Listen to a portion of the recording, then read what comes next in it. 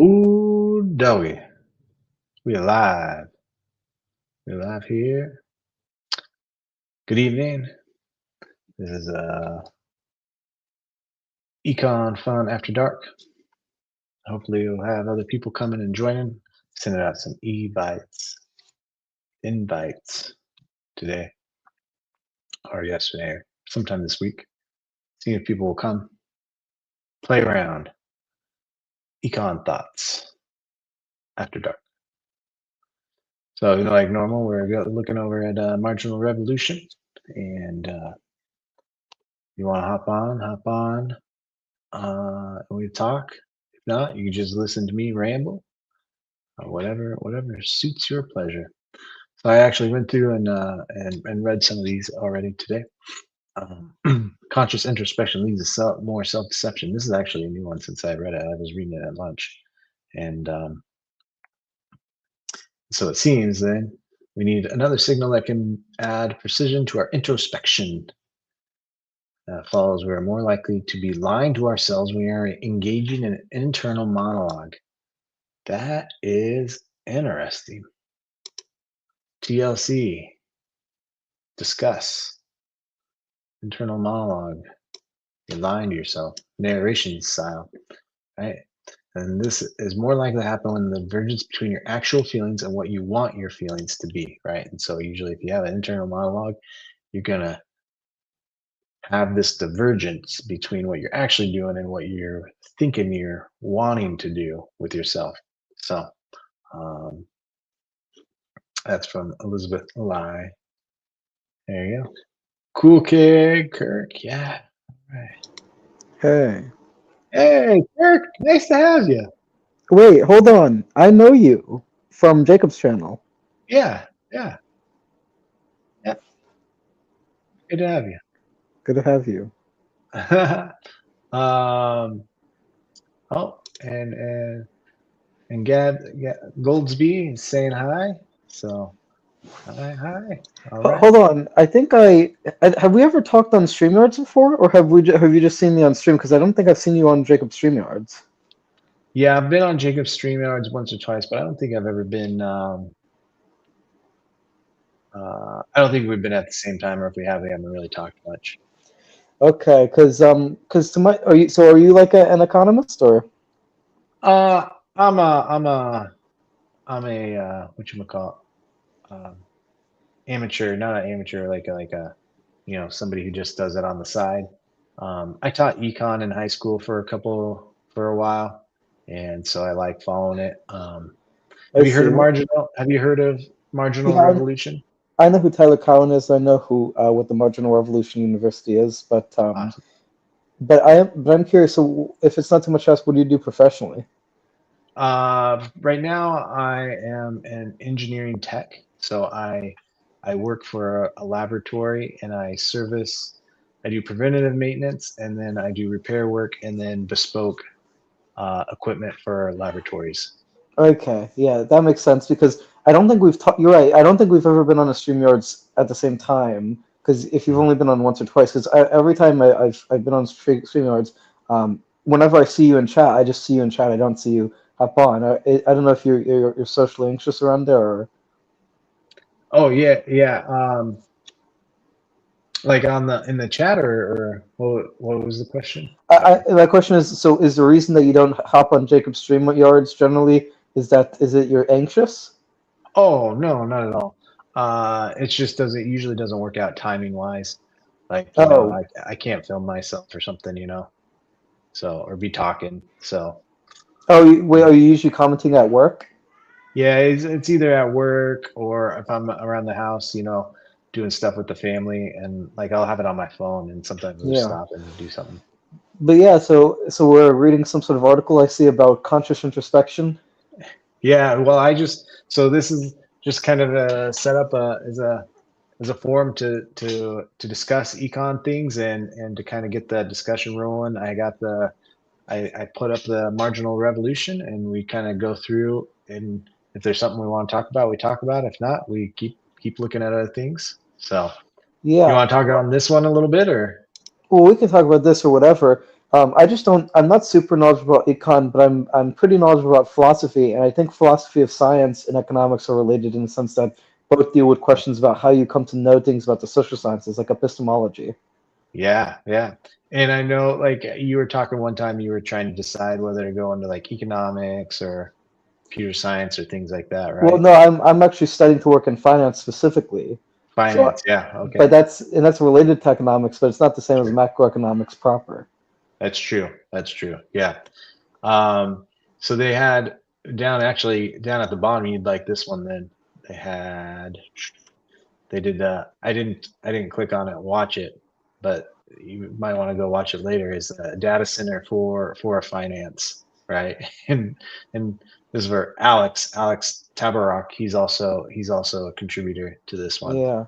and he says he thinks that his prediction is that financial AI will be the first one to become conscious. I don't think AI will be conscious just from a philosophy of mind perspective, but yeah. Yeah, I don't either. I mean, why do you think it's not going to be conscious?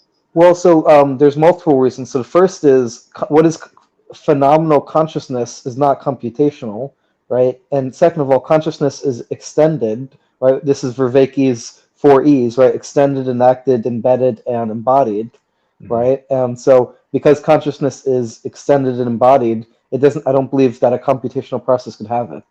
Hmm. Hmm.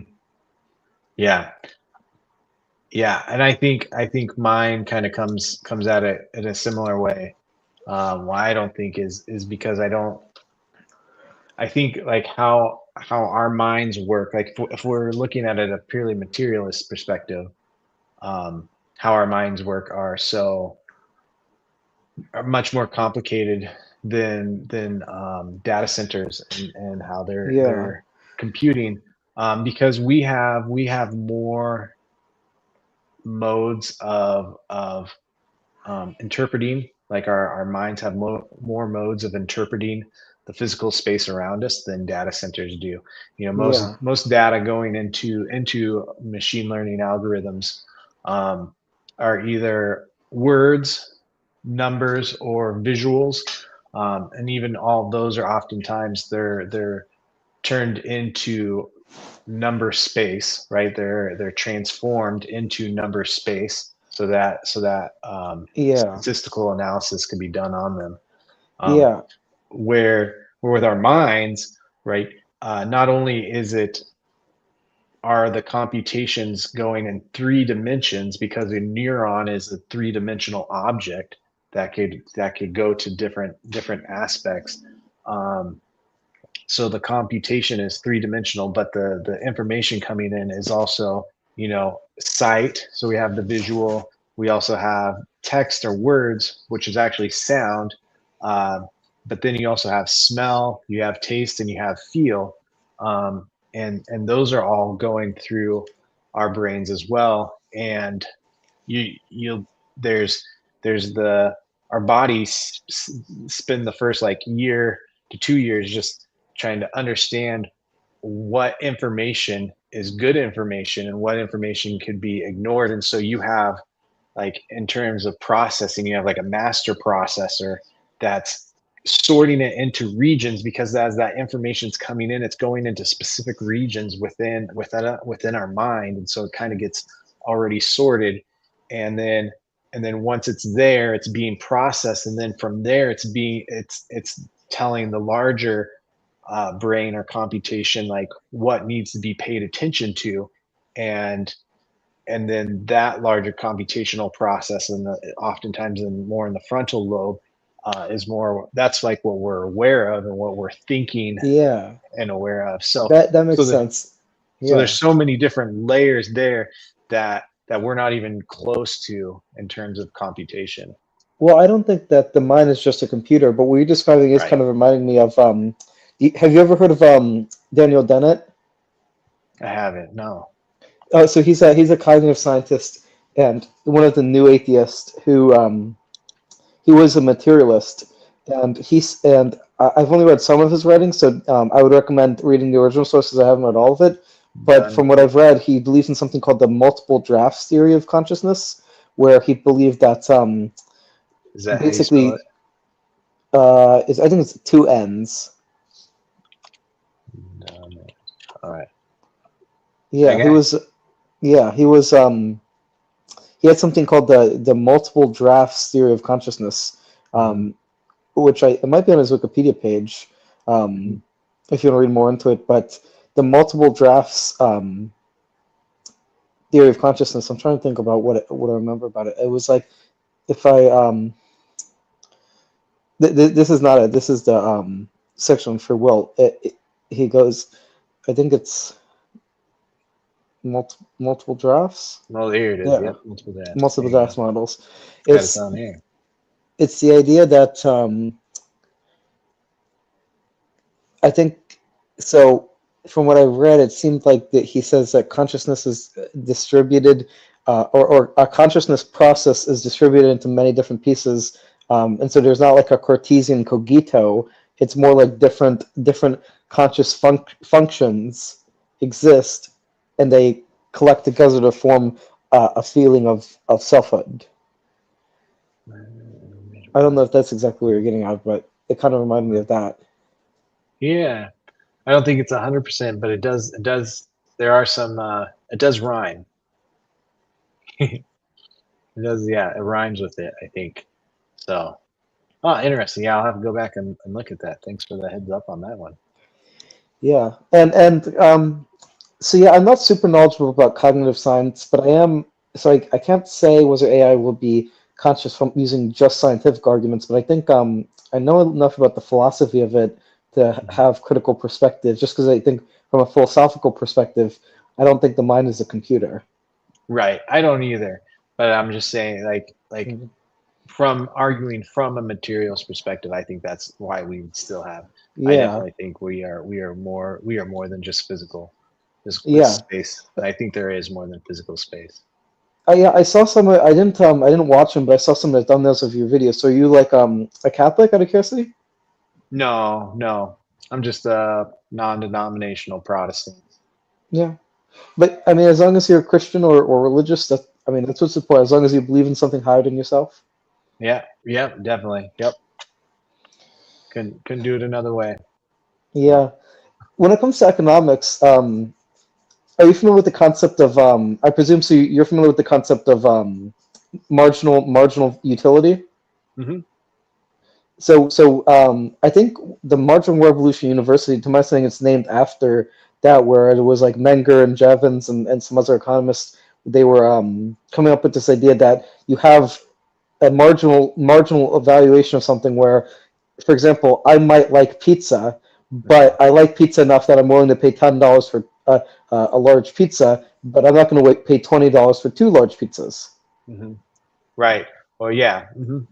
Yeah. So each incremental, so you have an initial price and valuation, and then each subsequent addition, the price of that will get lower.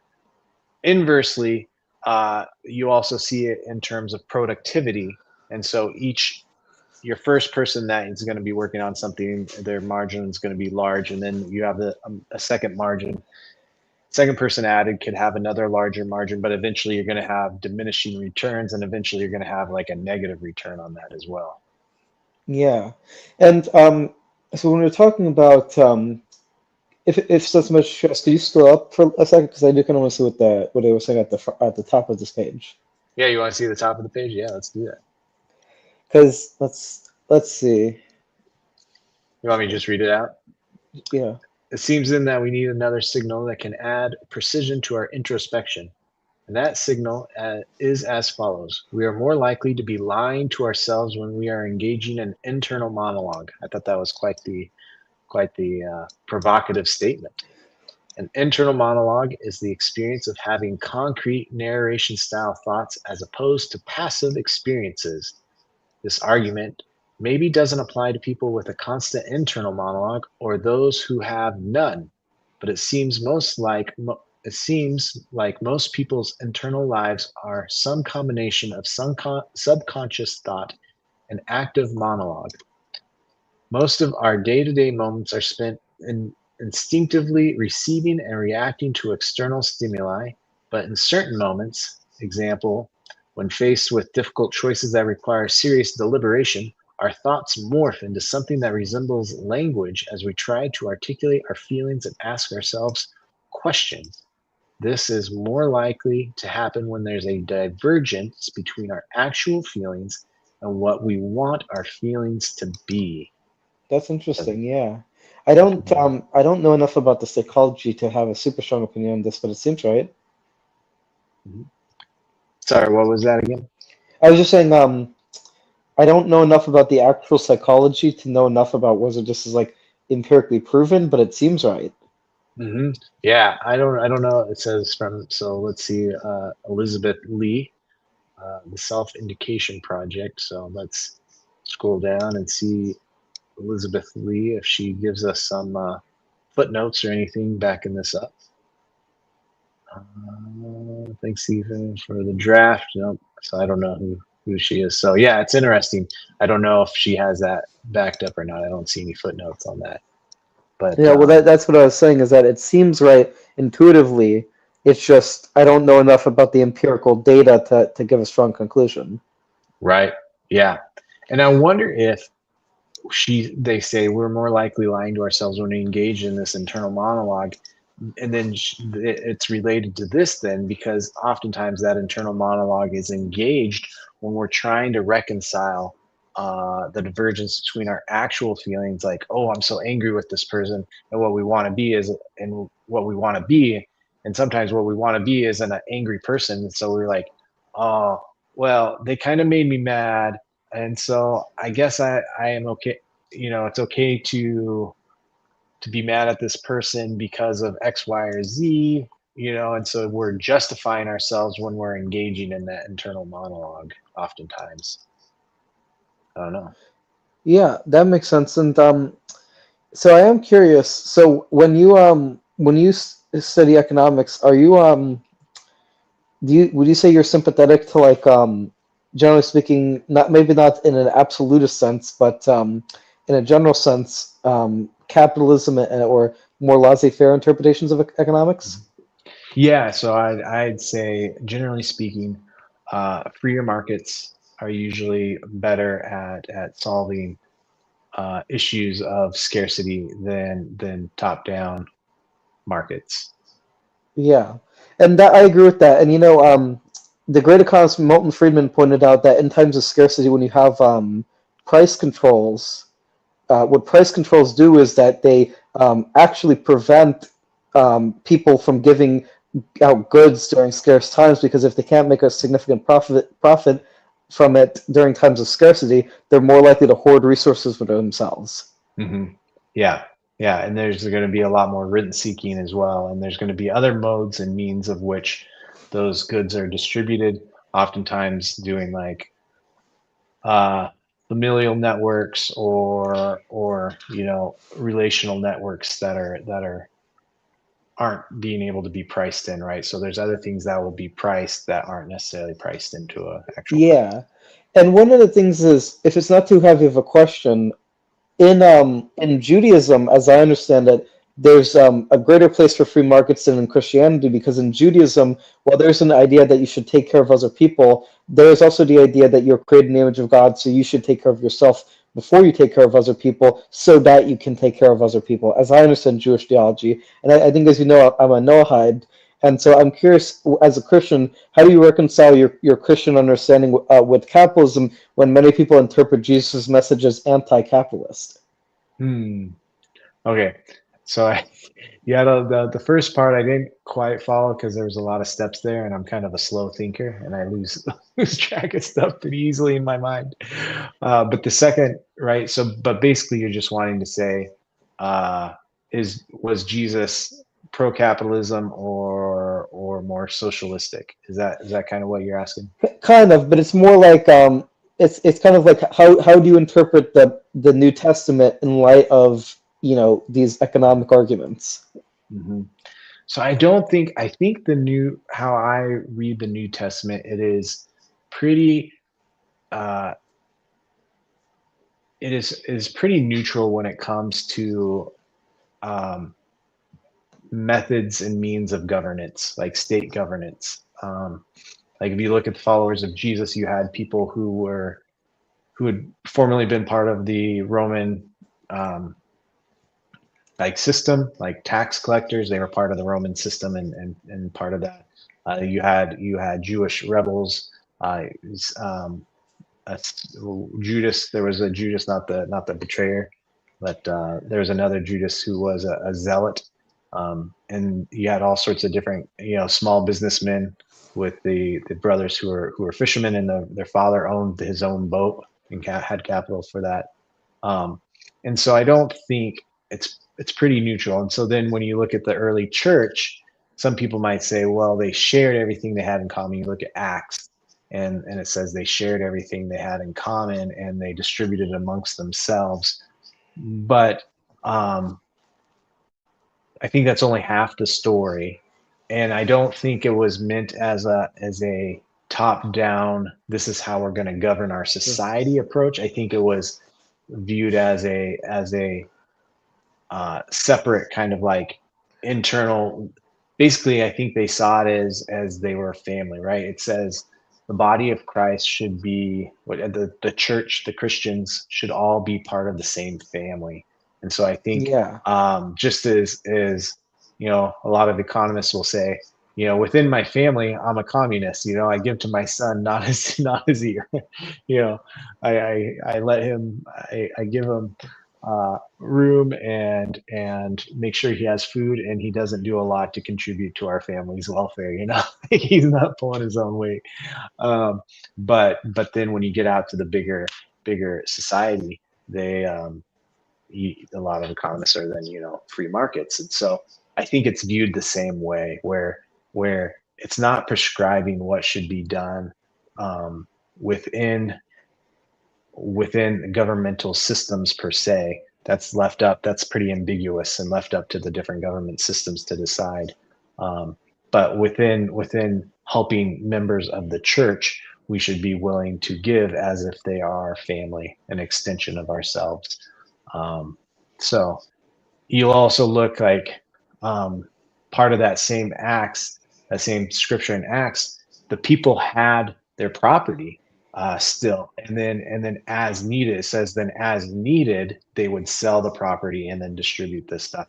So that means they didn't all just sell the property when they became Christians. A lot of them kept that property, and then as the community needed it and they wanted to distribute the stuff, then they would be like, hey, Joe, do you mind selling that field? And Joe would be like, oh, I'd love to sell the field and give those proceeds. But before then, he was still a Christian. He was still a part of that community, but he still owned that field. And so it's not necessarily they're against having common welfare or having private property, but it's more viewed from the perspective of, hey, we're supposed to look out for all Christians or all people who are claiming to be Christians. And then you also Yeah. have Paul, and he was what they call a tent maker. So he actually participated in free market economies by building and repairing tents and living things. And also when he goes to Philippi, it talks about him going down and meeting some women, Jewish women, down by the riverbank, and one, I'm blanking on her name. I just remembered it, but she was they said she was a merchant of dyes and linens, specifically like purple. I think was the main thing she was, and which was like a royalty color, and so um, she was considered pretty high up in society at that time. And again, he Yeah. didn't tell her to sell everything and stop having this business, right? Um, so that's a long-winded answer. Sorry. Yeah, no, it's okay. I and I'm sorry for speaking a little bit fast. It's just I speak a little bit fast because I'm autistic, and so I have a hard time slowly processing things. I have a very like I like to connect things very quickly. Mhm. But yeah, what you're saying makes sense. What I was saying with and the first part of my point was just that as you know, Jacob is an Orthodox Jewish person, and I'm a and so you're familiar with the concept of a Noahide, right? Yeah, they've tried to explain it to me a couple times. I've asked, and they've done a good job explaining. It just kind of still seems, it seems that it has something to do with that we're all under the covenant that God made to Noah. Yeah, And exactly. so, And yeah, so I'm one of those people. I'm a Noahide myself, and so I mhm, believe in Judaism, but I didn't, but not in the sense of being Jewish, just in the sense that I believe in the Hebrew Bible, and that the God's covenant with Noah in the Hebrew Bible is binding upon me. mhm. So in Judaism, as I understand it, capitalism is workable at the societal level as long as you're taking care of the poor within your own community. Hmm. So I think there's a similar teaching with Christianity there. Yeah, I think there's a very strong correlation between the 2. Hmm. Yep. Yeah. And then I'm also looking at some of the things it's saying AI robot is now a Buddhist monk. Yeah, I got that Um, one. I got that one brought up here to kind of look at. That's Gabby, an AI robot, has been ordained and is now a Buddhist monk. Oh man, this is in South Korea, and AI robotics, and people are worried that AI is gonna people are gonna start turning it for religious things. yeah, I don't believe that artificial intelligence could be a substitute for religion, but this I is agree. interesting. Yeah, I I mean, agree. But apparently some people disagree with us. Uh, she's not like any because Abby's not flesh and bone. She's an algorithm. Uh, he's a 4-foot humanoid, according to a statement released. I think so. It's a robot that has like an AI in it, I guess. Nice, Gabby, South Korean robo robo monk. Its ordination took place. So how do you ordain? Like that's like how do you ordain something that's not living unless they're considering it living, right? yeah, I mean, I don't know if this is a meme or not. I mean, it looks like it's some sort of joke to me. Maybe.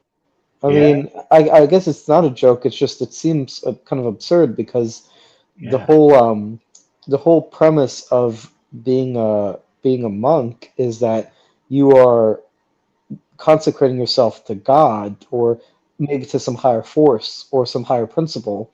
Maybe in Buddhism they don't believe in God, but they believe in some sort of higher principle, to my understanding. But in any event, that has to be done by a human being. Right. Yeah, that's what I was like.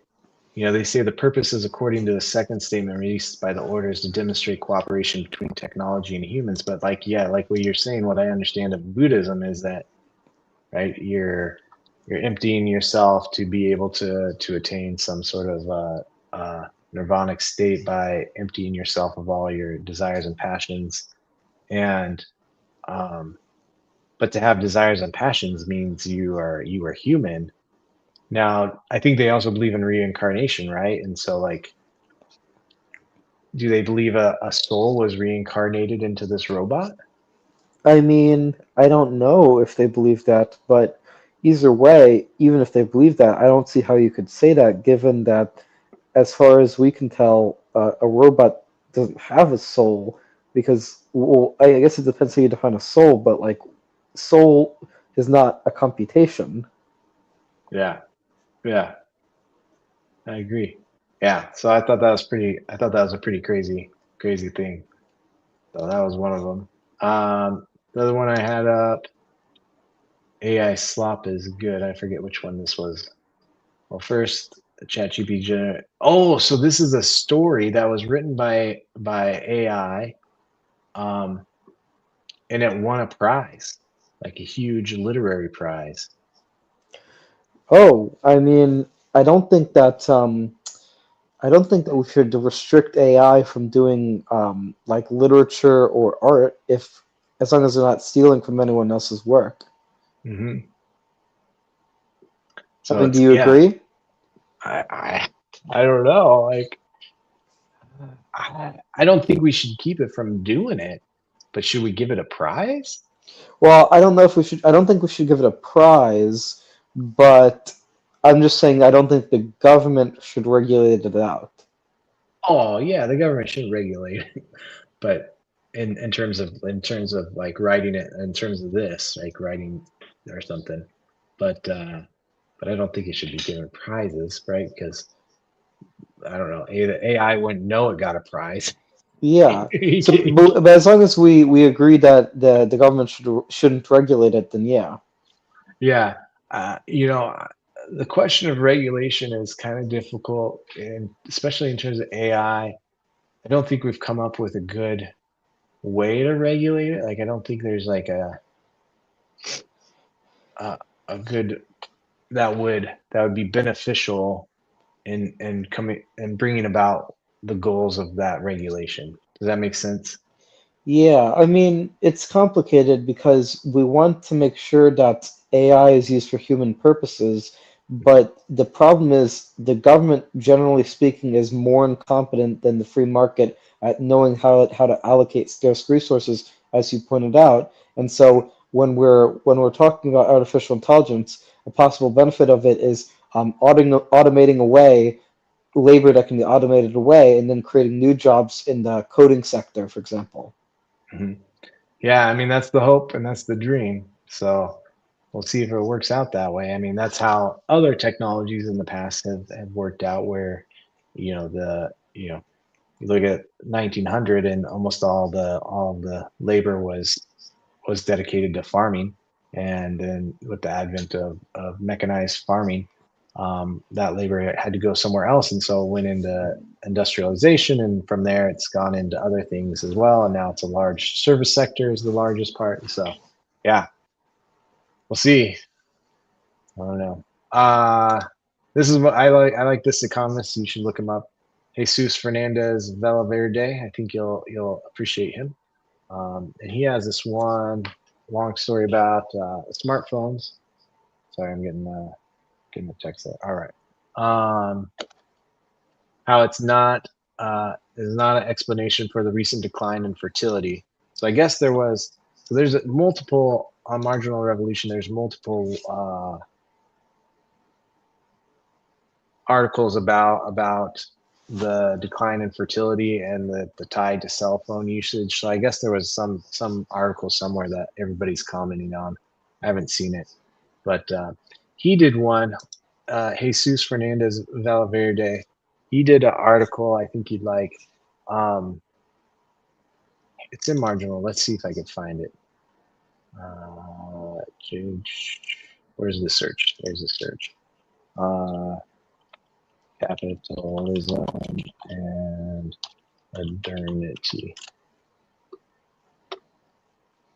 So yeah, this one, capitalism and modernity.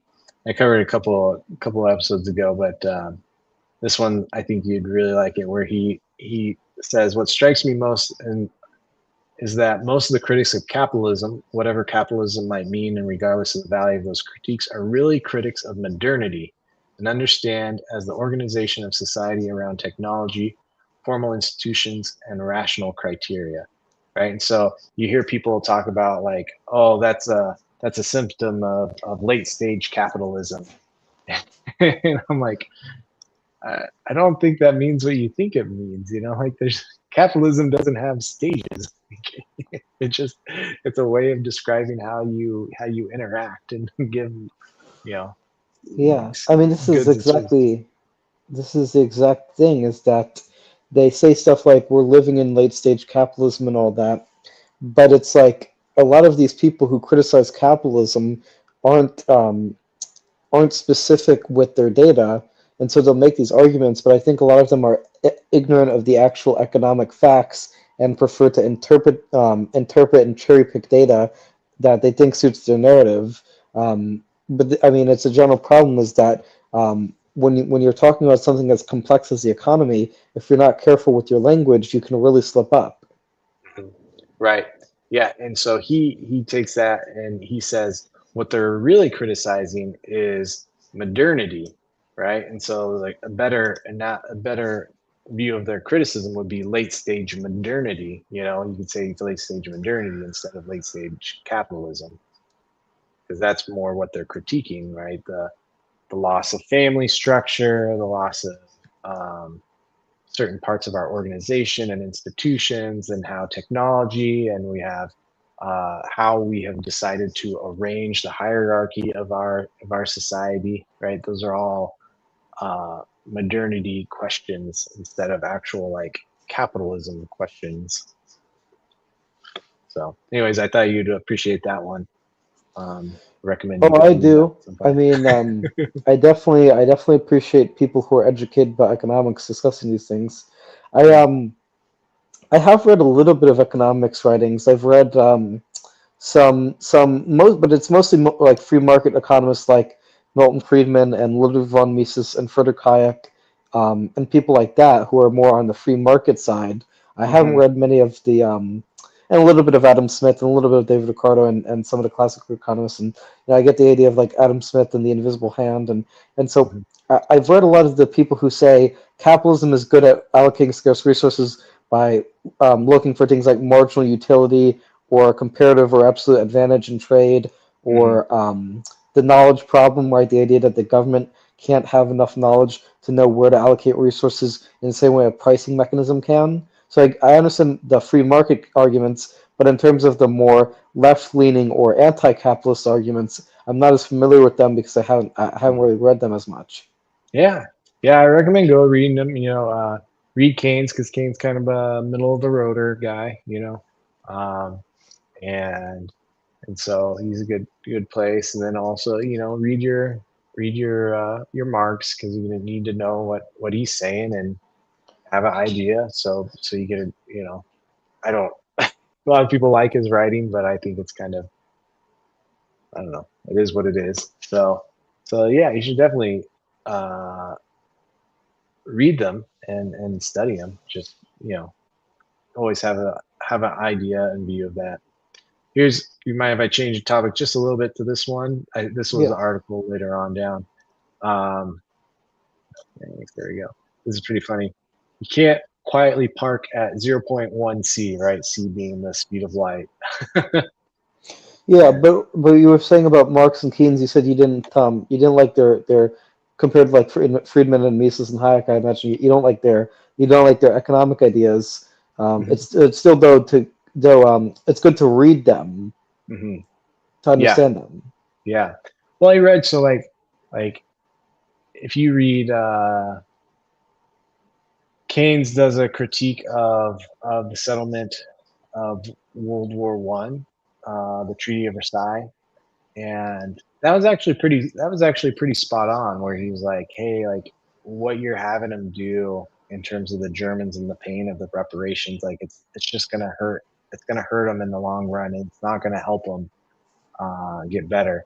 And so, in that case, right, he had a good point, and his idea of trying to aggregate um, all the stuff within a society or within an economy um, is helpful, right? It is a helpful tool, right? He came up with the idea of the GDP and being able to do that.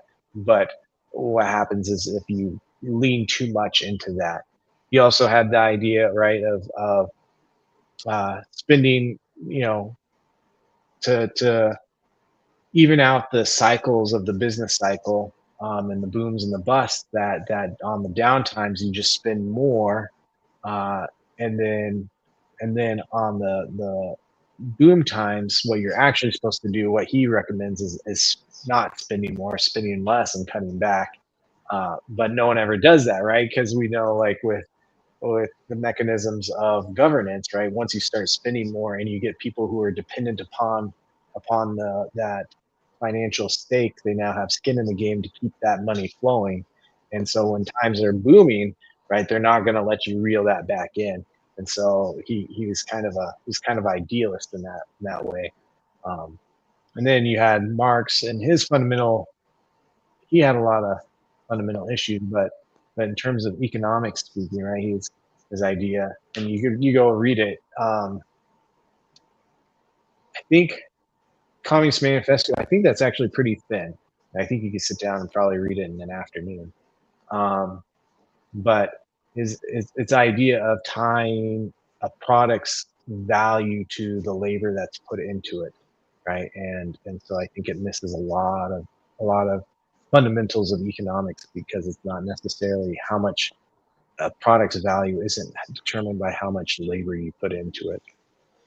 Yeah, that makes sense. I'll consider the only reason I'm skeptical of reading it is just because I do already read quite a few things, and so I have to be cautious with my time and a little bit judicial with my time. I can't read anything.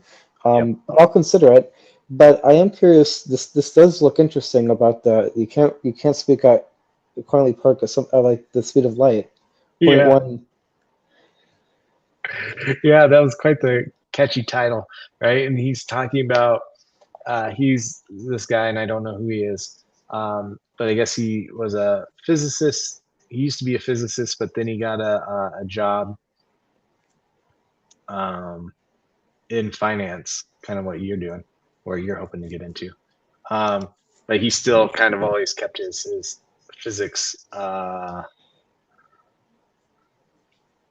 finitude, and so he Tyler Cowen and Robin Hanson have both argued that for the presence of possibility of UAPs and for aliens and stuff. And he's like, well, surely they can't be aliens because the physics says that that's an impossibility. Yeah, And then he goes through his two main mistakes when he was thinking of that, and one had to do with the speed of light and how it would take so long, even if you're traveling at the speed of light or close to it, then it would still take too long for it to matter. And he breaks down why that actually isn't necessarily the case. This kind of summarizes it here. The Milky Way has hosted star formation for over 10 billion years, a civilization arising every even a few million years before us, a cosmic eye blink, less than 0.1% of the galactic history, could have sent probes at a modest zero point 0.1 c, right? So 1% of the speed of light. At that speed, a single probe reaches the nearest stars in about 40 years. And that's within a human lifetime, let alone a civilization one. And so he's kind of breaking it down like, actually, if you look at what's closest, right, maybe that isn't that unheard of. yeah. I mean, the physicist Albert Einstein had proven that the speed of light is constant for all observers, to my understanding. And so when you're talking about the speed of light, the causality in physics is that you can't go faster than it. You can only go at its speed or slower. Mm-hmm. Yeah, that's what he argued. And I'm not up to date on my speed of light physics, and if there are people who are arguing something different, I think they say you can, but you have to like create time space bubbles or things like that, and so Yeah, well, there's something called the Einstein-Rosen bridge, which is a wormhole which connects two points in space-time, mhm, and it's, as I understand it, the idea that within the geometry of space-time, you can connect two points, and when you connect these two points, you can influence them, but it's not from the reading I've done, it still can't go faster than the speed of light, yeah. So and so as you're it's interesting. traveling, yeah, as you're traveling through the wormhole, you can't go, but because they're taking that wormhole, it's kind of like a shortcut. And so if you were going like in a straight line from that point to the other point, uh, it wouldn't, you couldn't travel faster than the speed of light. But as you're going through that process, right, it's kind of like a shortcut or something. That was my understanding, but I don't know. Yeah, I don't know it, but I'm just saying when you're in the wormhole, you can't go faster than the speed of Yeah, light. yeah. And who wants to go faster than the speed of light in a wormhole? Just take your time, enjoy the sights Yeah. and sounds. I think for aliens, though, I think for aliens, the probability that aliens exist in the universe is probably pretty high because there's a lot of galaxies which have what's it called, habitable life zones, right? Mhm. So, like for example, the astronomers Carl Sagan pointed out that there's a lot of places that are called Goldilocks zones where you Mhm. have a sun that can allow for plants to have life and sometimes intelligent life, but the probability that those aliens have come to Earth is debatable. Mhm. Yeah. Have you talked to Hezi or Jacob about it? I wonder what their take is. Somewhat, but not a lot. Yeah, I wonder what their take is. Yeah, Hezi and Jacob are smart, and they probably have encountered these questions before. I just don't know what their perspective is, or at least I might have heard them, but I don't remember. But Yeah. um, but yeah, I mean these questions about aliens I think are interesting because there are a lot of researchers like what's his name? What's the name of that alien researcher that went on Joe Rogan's podcast? Um, Uh, Bob Lazar, I think. oh, well, yeah. I don't know if Lazar's been on Rogan's podcast though, but I know people who have interviewed Bob Lazar and are friends with him have gone on. Yeah, no, I saw him on Rogan's podcast, and I didn't watch all of the interview, but I remember them talking about aliens, and he was talking about questions about like the federal government classifying certain information related to aliens, which is an idea that I find interesting, and if it is, I think that really would be a political scandal. Yeah, it'd be a big political scandal, and it would be yeah. I'm. It's interesting to see what they really have, and supposedly there's going to be more disclosure.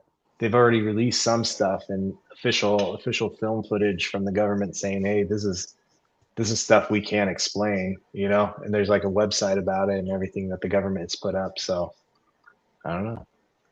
Yeah. His and then his second mistake. So his first mistake was misunderstanding the time distance issue. And then the second one was civilizational coherence. And this was interesting how he lists out the objection, which is like um, the civilization sends out probes or whatever. By the time they get there, then they may be too late and can't.